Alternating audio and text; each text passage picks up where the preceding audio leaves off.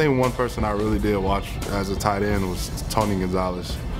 He's a lot bigger tight end, but he's still someone you kind of watch and you see he uses, although he's a vet player, he still uses his basic fundamentals and he kind of sticks with that. And he's never a slacker on the field. He's always somebody who leads his offense and just stays on top of his game. Cordell Stewart was my favorite player growing up. He played quarterback at that time, so he was definitely one of my favorite players growing up. And then I would say Troy Aikman is another guy that I really looked up to.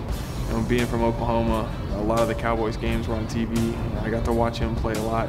And he's someone that I've always really respected and admired.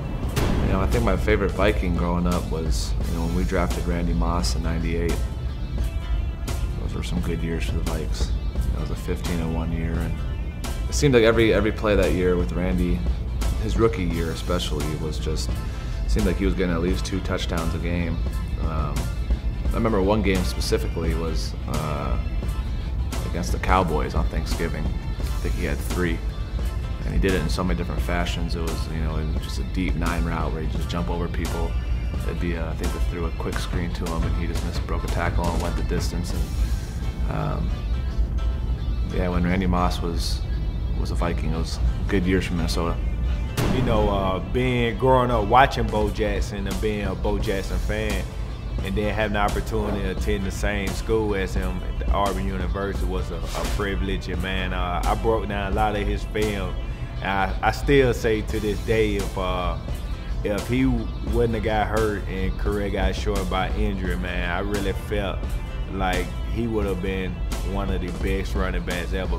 He was big, fast. I never saw a guy run that fast with the football in their hand. I feel like he one of the fastest guys to ever play this game.